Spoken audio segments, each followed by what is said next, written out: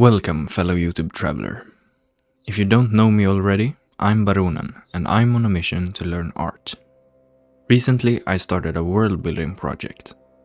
It's a world where everyone has a dragon of their own. And a lot of dragons have horns.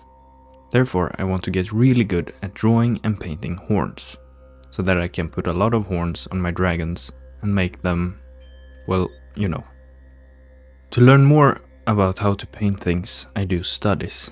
And when I do studies, I like to follow a specific method. The first step is to get a reference, so that I know what the subject I will draw actually looks like.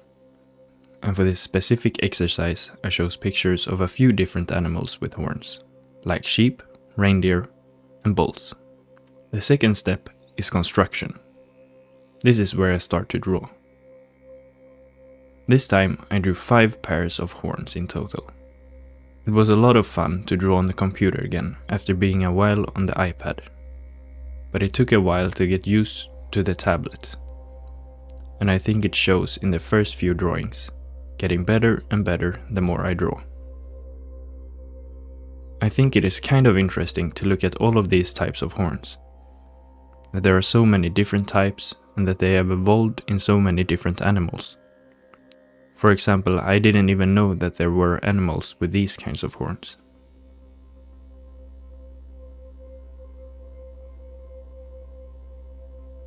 I think it is kind of fun that they all have different textures and look like they work in different ways. Like the sheep horns look like they grow layer by layer, almost like a tree. While the antlers of the reindeer and the springbok, that I now have learned it is called, have horns that look more like a single piece. And if I'm not wrong, I believe that the reindeer regrow their antlers every year.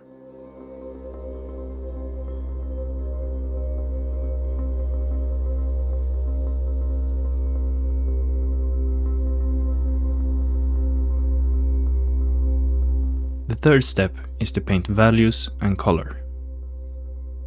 The values I try to copy a bit from the reference. But then I went a little bit wilder with the colors. Right now I'm trying out a workflow where I paint the values using 2 specific colors that I stole from Hardy Fowler. It's this dark cyan as the base, and then I paint on the values with this red-orange. I do like this workflow a lot, and I like the versatility of it. But I think I will change some things up for it to fit me better.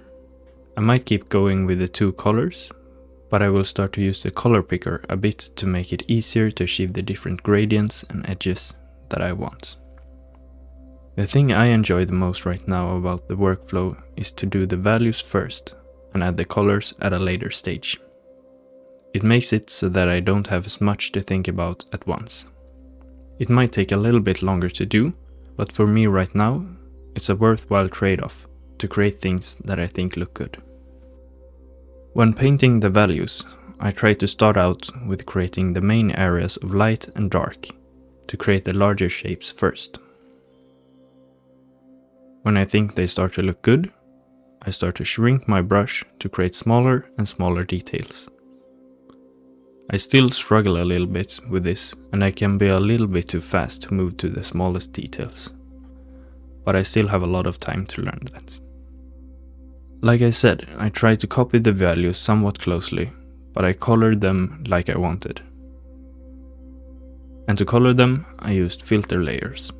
First, I used an adjustment layer to change the overall color of the value painting, and then I used a gradient map on top of that to make a difference in color from the shadow to the highlights. For the first ones, I wanted to color them using somewhat realistic color scheme, with browns and tan colors. But for the later ones, I wanted to try a few different colors to make them look more magical, so that they might fit better on something like a dragon. So I did one in red, one in purple, and the final one in blue. Now when I look back at them, I think I could have been a little bit more conservative with the saturation of the colors. But it is what it is.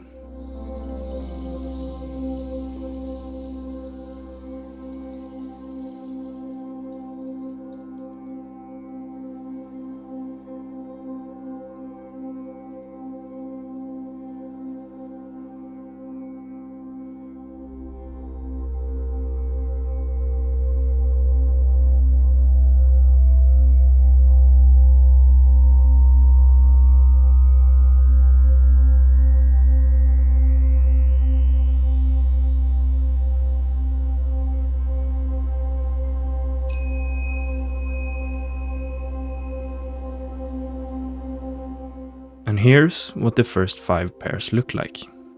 They aren't the best illustrations I've done, but I do like the aesthetic of them. And now for the 5th and final step, where I created something that I'm quite proud of: imagination. Now I get to paint something using my imagination, drawing from the things I've learned in the previous exercises. Usually I paint 2 different things for this step, but when I got to this point I wanted to do something fit for a dragon. And therefore I wanted to paint 3 pairs of horns that together would be suited for a dragon. While I was drawing the line art for this, I deviated a bit from the references and created a pair of horns that were a little bit more magical, with these carapace looking sections. I really like this method of drawing the lines. I start with pretty rough lines and refine them more and more as the forms take shape. It's almost like I'm sculpting the lines. I wouldn't say I'm the best at it, far from it, but I do enjoy the look of it and the overall process. The second pair of horns I painted didn't have the same kind of section design, but I followed the rough shape of the main pair, and together they create a really nice silhouette. I like the angular look that some horns have, and I have tried to recreate that in these horns. For the third and final pair I created, I wanted to try to make them into really angular and sort of sectioned horns that point down. They might not be the best fit with others, but I think they came out pretty cool. Moving on to the values for these 3 pairs. I started with the main ones, and my focus was to make it clear that the sections had 2 different sides. I accomplished this mainly with the use of a hard edge in the middle of these sections, dividing the light and the dark side. As I said before, I begin with the larger shapes and then create smaller and smaller details.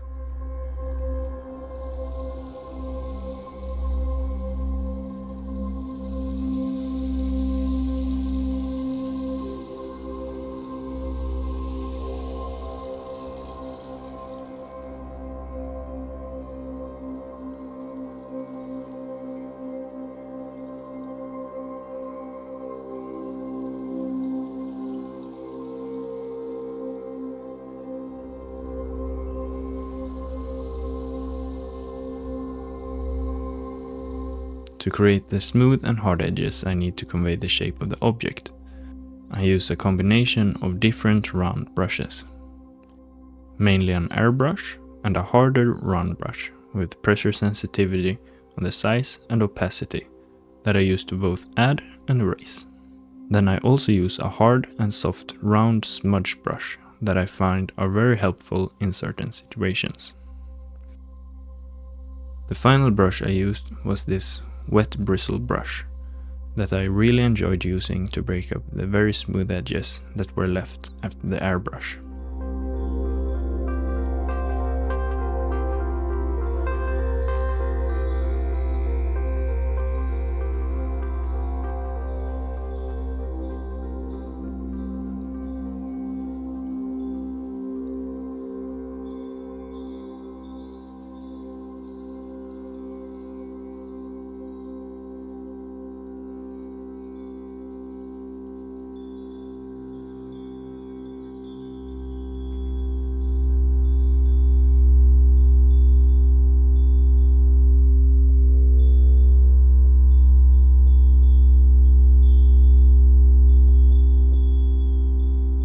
When I was happy with the values, it was time for me to add some colors. I wanted to make the colors look somewhat real, but also add some color variation so that they don't look all the same all over. To achieve this, I first used the same 2 filter layers as for the exercise pairs to create a nice brown and tan base to have something to work from. To create the color variations, I used multiply layers. First, I wanted to darken the tips of all of the horns, so I used a semi-dark brown and just painted over the tips of all of the horns and in some places where I wanted to darken the shadows.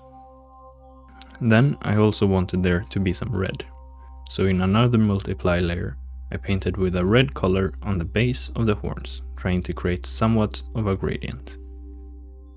With the colors where I wanted them, it was time for an overpainting. For me, this is just a normal layer where I can mainly clean up the edges and silhouette. And with all that done, it is time for a grand reveal.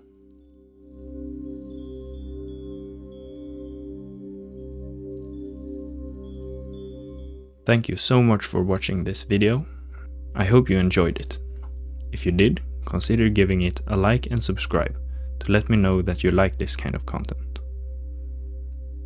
Thanks again.